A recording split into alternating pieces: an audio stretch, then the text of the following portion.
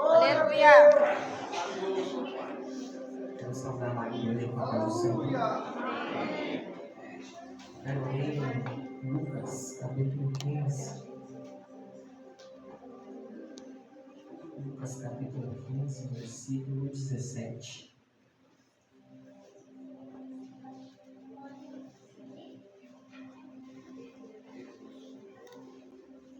Lucas 15, 17.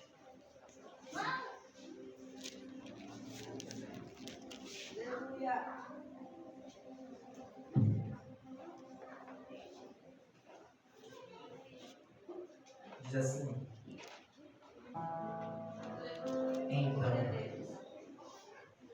caindo em si, disse: Quantos trabalhadores de meu pai têm pão com fartura, e eu aqui morro de fome? Levantar-me-ei e irei ter com meu pai. E lhe direi: Pai, pequei contra o céu e contra ti. Já não sou digno de ser chamado teu filho.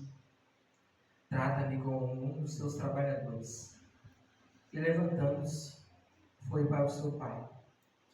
Vinha ele ainda longe quando seu pai o avistou, e compadecido dele, correndo, o abraçou e o beijou.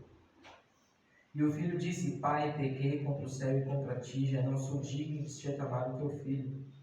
O pai, porém, disse aos teus servos: Trazei depressa a melhor roupa, vestiu-o, pondo-lhe um anel ao redor do dedo e sandália nos seus pés.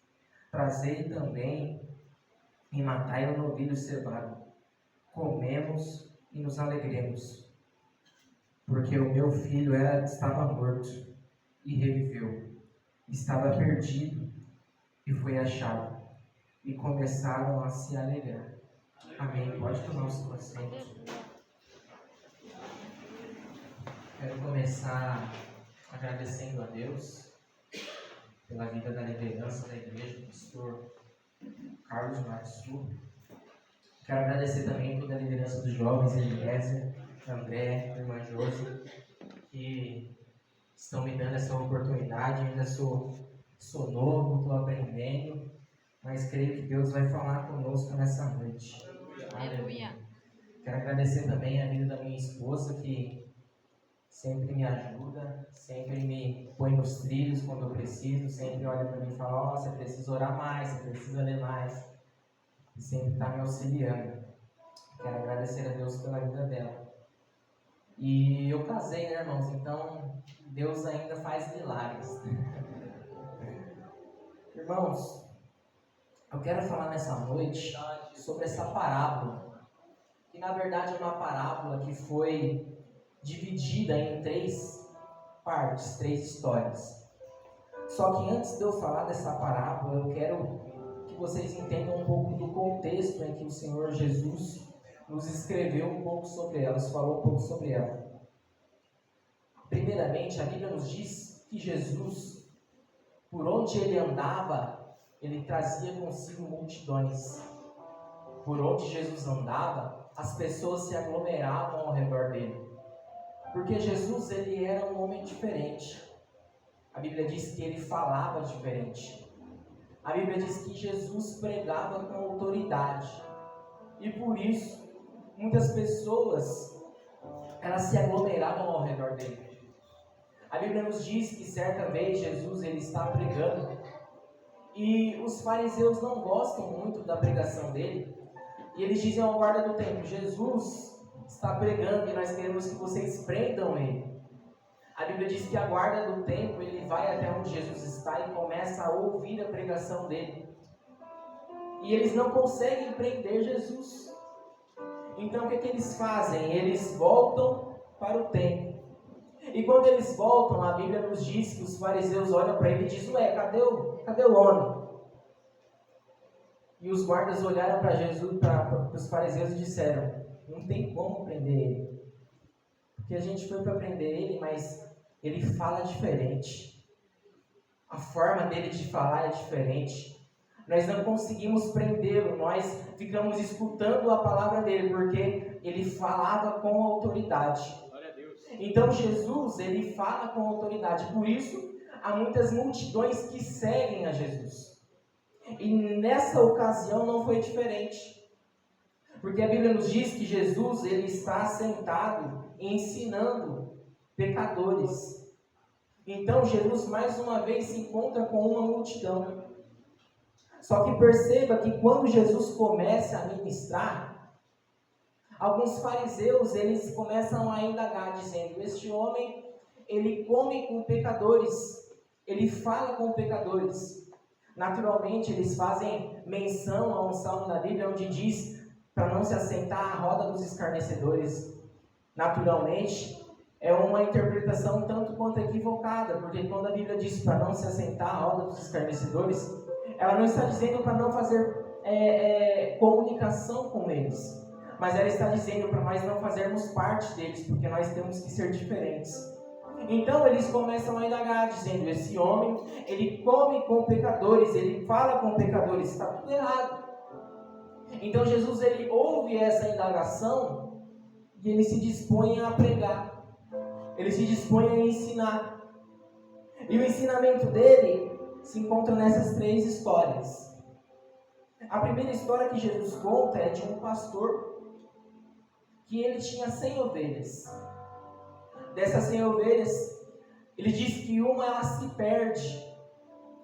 Quando nós falamos de ovelhas, irmão, nós falamos de um animal totalmente indefeso. A ovelha, ela não consegue enxergar mais de 5 metros de distância, ela tem a visão turva. Então, a ovelha é um animal totalmente inocente. Ela não possui garras, não possui dentes afiados. Ela não tem como se defender, por isso ela precisa da ajuda do seu pastor. Só que a Bíblia nos diz que essa ovelha se perde. E quando nós falamos de uma ovelha perdida, é interessante porque se o pastor ele tem 100 e ele perde uma, logicamente ele ainda está no lucro. Porque ele só perdeu uma e aquela não vai fazer tanta diferença. Quando Jesus ele começa a pregar, ele fala de um jeito um tanto quanto intrigante, porque ele vai dizer: qual do pastor que tem 100 ovelhas? Ele está dizendo mais ou menos que era algo completamente natural, que um homem tendo 100 ovelhas, se ele perde uma, ele deixa as 99 e vai atrás da que se perdeu. Só que nós pensamos que as 99 valem mais do que a que se perdeu. E essa é uma pré-posição totalmente equivocada da forma que Jesus começa a ensinar. Por quê? Porque quando ele diz que uma se perdeu e que é natural que os pastores tenham a concepção de que quando uma se perde, eles deixam as 99 e vão atrás daquela que se perdeu, por que nós pensamos que nós estamos no lucro ainda tendo 99 e esquecemos daquela que se perdeu? Quando Jesus fala que o pastor ele deixa as 99 no deserto, ou, dependendo da sua versão, no pasto, ele está dizendo que ele estava andando com as 99, mas quando ele percebeu que uma estava fora, ele parou a caminhada. Ele deixou as 99 onde elas estavam e foi atrás da que se perdeu. Eu não sei se você entendeu, irmão, mas é uma concepção que todo mundo sabe. Não tem como o rebanho andar se uma estiver perdida. Não existe como um rebanho permanecer completo se uma estiver fora do rebanho. O problema é que nós achamos que um não faz diferença. O problema é que nós achamos que a ovelha que se perdeu, ela não tem valor, porque ainda nós temos 99. Mas Jesus ele está dizendo nessa noite: olha, quando tem 99, mas tem uma fora, não pode haver paz no pasto. Quando tem 99 e uma está fora, o arraial não pode estar em alegria. Jesus está dizendo: ei, enquanto tiver uma fora do arraial, enquanto tiver uma fora do rebanho, não tem como a gente continuar. Ele está dizendo: não fica ninguém para trás, aleluia. Não tem como deixar nenhuma ovelha para trás. Ele está ensinando para as pessoas o que elas já sabem, mas na verdade ele está ministrando para nós, dizendo: olha, vocês são 99, vocês não são a maioria, muito legal, muito importante, mas não tem como viver uma vida completa se uma ovelha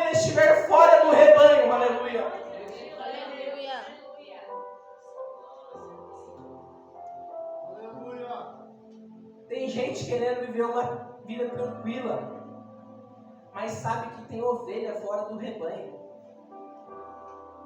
E a ovelha, ela não se perde porque ela quer. Ela não sai por decisão dela, não. Ela se perde porque ela precisa de auxílio de alguém. Só que, infelizmente, existem pessoas que acham que não precisam ir atrás da que se perdeu. Mas eu quero dizer para você nessa noite, que assim como o pastor que se levantou e foi atrás da ovelha que se perdeu, Jesus já está presente aqui nessa noite, aleluia. Ele já veio atrás da ovelha que se perdeu. Eu não sei, irmão, qual é a sua rotina, eu não sei qual é a roda que você se encontra, eu não sei qual é a sua situação, mas Jesus está aqui, aleluia, e Ele está atrás de você, e Ele está dizendo para as pessoas que estão aqui nessa noite: ei, não tem como viver uma vida completa enquanto a ovelha estiver fora do rebanho. Ele está indo buscar a ovelha que está fora do rebanho, aleluia, e a Bíblia diz que quando Ele acha essa ovelha, Ele coloca ela sobre os seus ombros.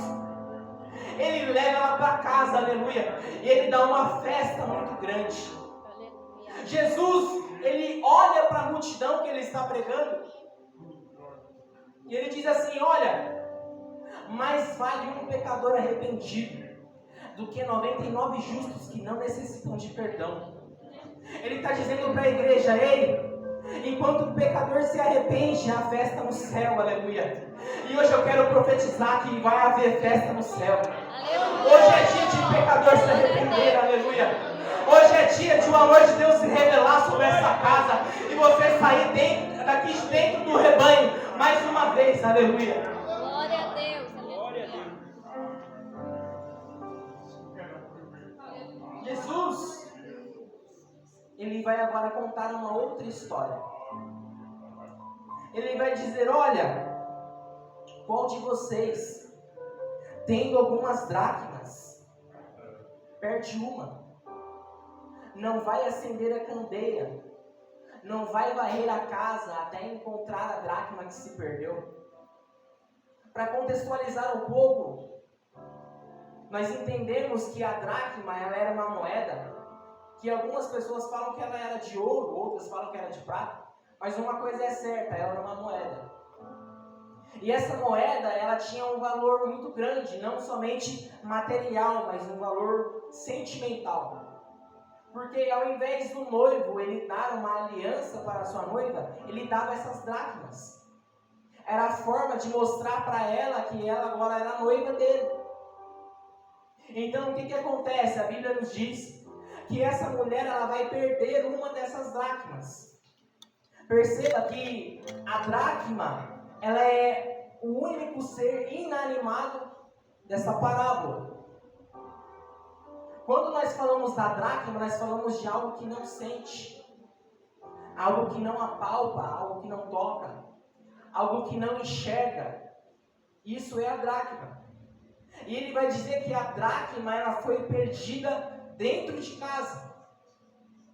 E quando eu paro para olhar a história da dracma, eu percebo que existem muitas pessoas que estão como a dracma. Porque a dracma, ela é o ser que se perde, mas acha que não está perdido. A dracma é aquela que se perde e acha que está tudo bem. A dracma é aquela pessoa que está dentro de casa. Ela está inserida no hall de membros. Ela canta com a mocidade. Ela canta com o círculo de oração. Ela canta com o conjunto de varões. A dracma, ela pode até mesmo pregar, porque para ela está tudo completamente normal. Meu, mas como eu faço para saber se eu sou a dracma ou eu não sou? Simples. A dracma não sente. Ou seja, a dracma, ela está aqui, ela canta em todos os conjuntos, mas ela não sente. Ela não sente o mover de Deus na igreja. Quando ela canta e a igreja está em festa, como nós estávamos aqui agora, ela fica com cara de tacho, ela não sente nada. Ela não consegue cultuar, ou em uma linguagem mais contemporânea, ela não consegue mergulhar na presença de Deus. A dracma, ela é o ser que ela não apalpa, ela não consegue ter acesso à presença de Deus, mas Como assim, Kemuel? Eu frequento todos os cultos. Eu vou para a escola bíblica dominical. Como pode eu não sentir a presença de Deus? Simples. É porque você está perdido e acha que está tudo bem. Nosso irmão Jorge, ele pregou há um tempo atrás uma palavra que acredito que vai ser inesquecível para muitos de nós. Ele disse que temos que resgatar o primeiro amor. A dracma é aquela pessoa que ela está inserida em tudo, mas ela perdeu o primeiro amor. Ela não consegue mais sentir, ela não consegue mais ter acesso. Só que Jesus, ele prega e começa a dizer, olha, a dracma está perdida, mas tem uma forma de nós encontrarmos ela. É só nós acendermos a candeia, aleluia. Acender a candeia é acender a chama que está dentro de você, aleluia. O Espírito Santo tem que voltar para a tua casa. Você tem que voltar a ter períodos de oração, aleluia. Você tem que voltar a ler a palavra de Deus. Você tem que voltar a frequentar os cultos com amor, com graça. A vir não porque você é obrigado a vir, mas a vir porque você precisa, almeja adorar aquele que te fez, aleluia. A dracma é alguém que está perdido, mas Deus está aqui nessa noite dizendo, ei, é tempo de acender a candeia, aleluia. É tempo de varrer a casa, é tempo de tirar a sujeira, é tempo de agir com o primeiro amor, aleluia. Eu quero te dizer que você pode estar perdido, pode, mas Jesus, ele pode te encontrar nessa noite. Pode não, Jesus vai te encontrar nessa noite. Hoje é noite de você ter um encontro com Ele. Hoje é noite de você ter uma alegria na alma e sair daqui abraçado com Jesus, aleluia.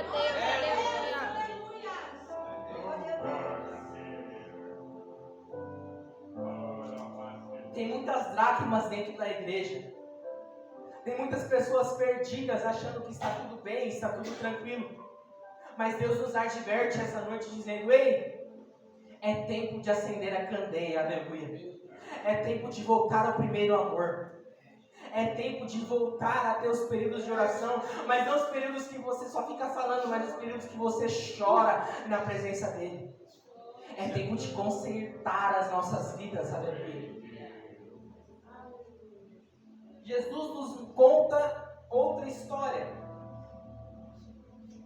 E ele vai falar que um homem, ele tinha 2 filhos. E um desses filhos, de certa forma, ele vai se cansar da companhia do pai.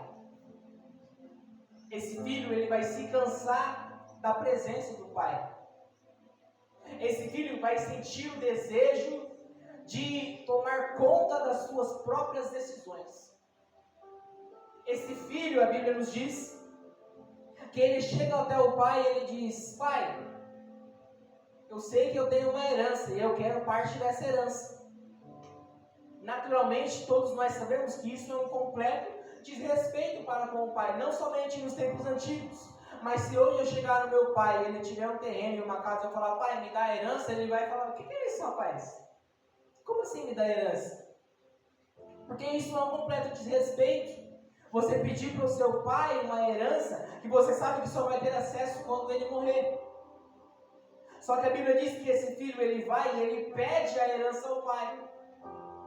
E o pai, ele vai vender os seus bens, vai repartir entre os seus filhos.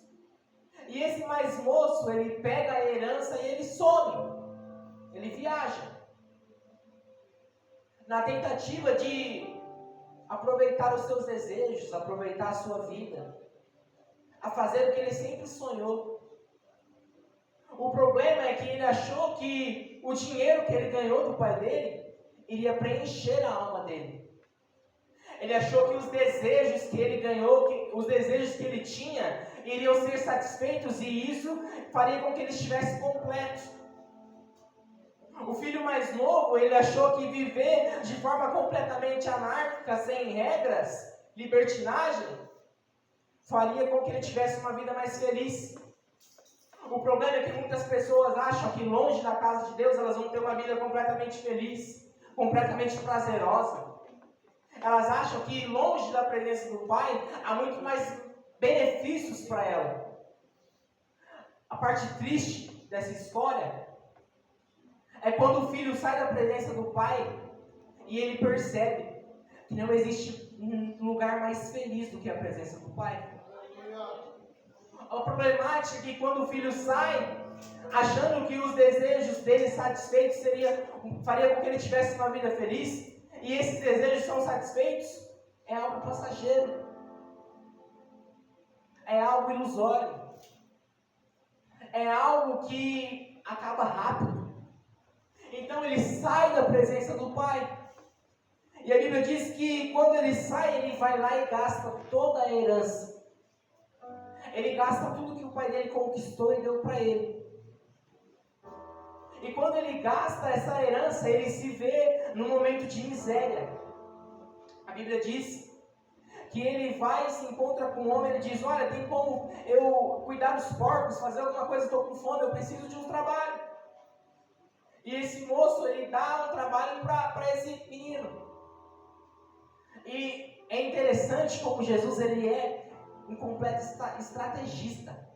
Estava conversando com os irmãos da escola dominical, nesse final de semana que passou, e nós estávamos aprendendo sobre parábolas. E é interessante como Jesus, ele era muito estrategista nas parábolas, porque ele vai contar de forma alegórica algo que vai atrair a atenção das pessoas.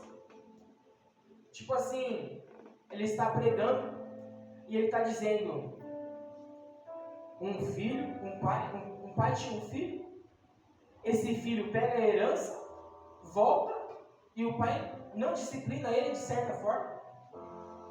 Como assim uma mulher tem essas dracmas e ela tem todo esse trabalho, dá uma festa quando acha? Não faz sentido, é só uma moeda. Então Jesus, ele vai atrair a atenção dessas pessoas que estão ao redor dele. Ele vai dizer: olha, esse menino, ele vai cuidar de porcos. Porcos, para judeus, era um animal completamente imundo, um animal completamente impuro. Então não tinha como um judeu se sentir bem em estar perto de porcos, assim como não tinha como um judeu se sentir bem em estar dentro da casa de uma pessoa romana. Então Jesus, ele vai atrair a atenção das pessoas que o ouviam. Ele vai dizer: olha, ele vai cuidar dos porcos. Não somente isso, ele vai ver a comida que os porcos comiam, e ele vai sentir o desejo de comer também. Eu quero chamar a atenção para vocês a entender o nível de miséria que esse filho se encontra. Agora ele cuida de porcos. Agora ele sente o desejo de comer a comida dos porcos. E a Bíblia nos ensina que quando ele está ali, pensando em comer a comida, ele lembra que na casa do pai tinha pão. Ele lembra que os funcionários da casa do pai eram bem tratados. Ele lembra que a casa do pai era algo completamente gostoso de se estar. O que eu quero chamar a atenção para você, meu irmão, nessa noite, é que se você ainda está na casa do pai, não precisa sair para perceber que a presença do pai é boa. Você já sentiu a presença dele aqui hoje? Glória a Deus, aleluia. A presença dele já tocou teu coração e a tua alma. Aleluia. A alegria que você sentiu hoje não tem desejo satisfeito que fará com que você sinta novamente. É só a presença do Pai. A presença do Pai é algo que nos preenche. A presença do Pai é algo que nos anima. A presença do Pai é algo que nos abraça. E você não precisa sair da casa do Pai para saber que a presença do Pai é gostosa. Você já está aqui dentro. Você já sentiu a presença dele. O Pai já te abraçou nessa noite. Aleluia. Glória a Deus. O filho lembra da casa do Pai. E a Bíblia diz que ele volta. E que ele analisa e faz um texto para ditar para o pai. E olha o que ele quer falar para o pai. Ele vai dizer assim, ó: Pai, pequei contra o céu e contra ti. Já não sou digno de ser chamado teu filho. Trata-me como um dos teus trabalhadores. Esse é o discurso que ele preparou para falar para o pai dele. Irmão, eu não sei quem que é pai aqui. Levanta a mão. Quem é pai? Não sei se é só o meu pai que é assim, mas pai, ele conhece de um jeito completamente interessante o filho. Pai, ele sabe a forma que o filho anda, a forma que o filho fala. Ele sabe a forma que o filho vai agir em determinada situação. Há quem diga, se você tiver um problema com seu filho na escola, você chega na escola e a professora vai falar assim, seu filho fez isso, fez aquilo outro. Você vai olhar e falar, não, meu filho não é assim. Porque você conhece o filho que você tem. Você sabe a cor favorita do seu filho. Você sabe a comida favorita do seu filho. Você conhece o filho que você tem. Agora imagina comigo, se o seu filho fosse embora, com o coração triste e partido, você não ia esperar seu filho voltar? Eu imagino esse pai dessa parábola, sentado à beira de sua casa, olhando o caminho que o filho dele foi embora, e imaginando o dia que o filho dele fosse voltar. A Bíblia nos diz que o menino está voltando para casa. E o pai enxerga o filho de longe. Ele olha e fala, nossa, é o jeito de andar do meu filho. Nossa, é o jeito que o meu filho gosta de cortar o cabelo. Ele conhece o filho dele de longe. A Bíblia diz que ele se levanta e ele corre para abraçar o filho. A Bíblia diz que ele abraça o filho, ele beija o filho. O filho começa a falar o discurso que ele falou, pai, pequei contra os céus e contra ti. Ele já interrompe o filho e fala, traz a melhor roupa, traz o anel dele, mata o boi cevado, que hoje é dia de festa. Meu filho estava morto e reviveu, aleluia. Meu filho estava perdido e foi achado. E houve festa na casa do pai, porque o filho voltou. Aleluia. A festa na casa do pai quando o filho volta para casa, aleluia. Deus se alegra quando o filho volta para casa. Deus ele fica feliz quando o filho volta para casa. A Bíblia diz que a festa no céu quando alguém se arrepende, se levanta, vai ter com o pai e volta para casa, aleluia. Só que a parábola não acaba aí. E o desejo é que ela acabasse. Porque que lindo! O filho pecou contra o pai, se arrependeu e voltou para casa. Felicidades. O céu está em festa, a casa está em festa. O bezerro cevado, nem tanto, mas foi algo crucial na festa. Só que a Bíblia nos diz que quando o pai está preparando a festa, chega o filho mais velho. Ele diz, como assim? O Senhor perdoou ele? Ele foi embora, levou a herança, gastou com as meretrizes, gastou com os seus desejos e os seus prazeres. Triste é o irmão mais velho. Nós ficamos tristes, eu fico muito triste quando eu vejo um crente que é como o irmão mais velho. Porque o irmão mais velho, ele quer pôr diretrizes, ele quer pôr formas, ele quer pôr fórmulas de como Deus tem que trabalhar. Então ele diz, não, Deus não pode perdoar o pecado dele. Não, o pecado dele foi escandaloso, Deus não pode perdoar isso. Como assim, pai? Você deixou o filho voltar, ele foi embora, se divertiu com as meretrizes, se satisfez dos seus desejos. Como assim o Senhor deixou ele voltar? Triste a vida do irmão mais velho. Aleluia. Porque ele vê a graça se manifestando e ele se sente desconfortável nisso. Ele vê o amor de Deus sendo manifesto, ele se sente desconfortável. Ele fala, como? Como ele volta e o pai mata o novilho cevado? Não faz sentido nenhum. Só que Deus não precisa da opinião do irmão mais velho. Deus perdoa quem ele quer, ele trabalha da forma que ele quer, ele faz do jeito que ele quer. Então o irmão mais velho não precisa dar opinião para ninguém. Aleluia. O evangelho, irmão, é que Jesus salva. O evangelho é que Jesus perdoa. O evangelho é que Jesus despesa a sua graça em nós. Irmão, eu estou pregando aqui em cima e eu não sou mais santo que ninguém. Todos os dias eu preciso ajoelhar meu joelho e pedir, Pai, perdoa os meus pecados. Pai, perdoa as minhas falhas. Pai, perdoa as vezes que eu menti, perdoa as vezes que eu fiz as coisas de errado. Nós precisamos do perdão dele. Então não tem como eu, que preciso do perdão dele, dizer que ele não precisa perdoar quem também necessita do perdão dele. Eu quero dizer para você que ele está aqui nessa noite, aleluia. E ele quer perdoar o seu pecado. Ele quer perdoar o meu pecado. E ele quer fazer festa no céu, aleluia. O problema é que nós queremos um evangelho moldado à nossa forma. Nós queremos um evangelho do nosso jeito. Nós não queremos um evangelho que nos confronta. Nós queremos um evangelho que nós gostamos. Mas queira você gostando ou não, a graça de Deus, ela é algo completamente singular. A graça de Deus, ela não mede você pelo seu pecado, ela mede você pelo seu arrependimento. Aleluia. Jesus está aqui nessa noite, aleluia. Jesus quer perdoar você.